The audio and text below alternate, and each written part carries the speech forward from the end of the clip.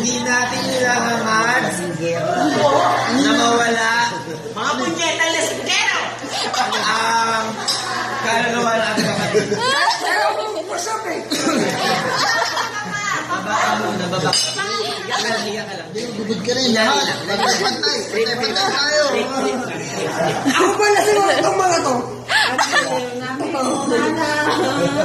Nakita niya ang tunay na landas ng buhay at liwanag ng... Teka na. Ang hiling namin sa piling ng poong ngayon. Para sa anak ng mga naiwan, naway maging matag sila sa kanilang landas.